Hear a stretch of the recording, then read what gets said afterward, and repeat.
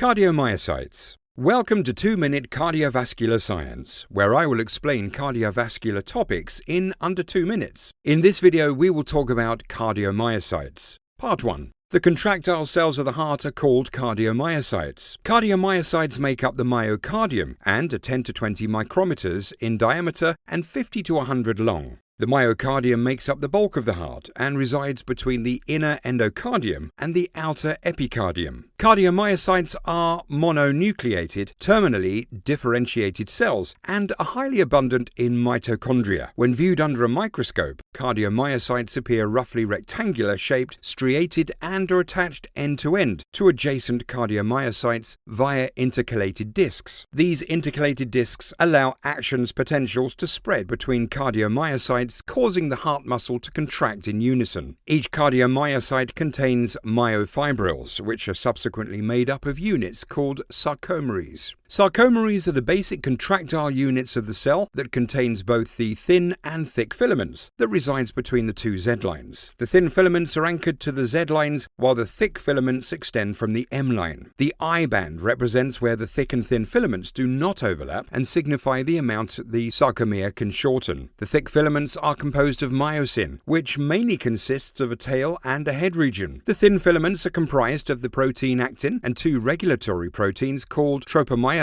and troponin. In the rested state, tropomyosin covers the myosin binding sites present on the actin filament. Moreover, troponin contains a calcium binding site and sits on the tropomyosin. Cardiac muscle contraction is facilitated via calcium binding to troponin, resulting in the movement of tropomyosin and subsequent exposure of myosin binding sites. Myosin heads can then bind the actin filaments in a process referred to as cross-bridge cycling. Check out Part 2 for an insight into EC coupling.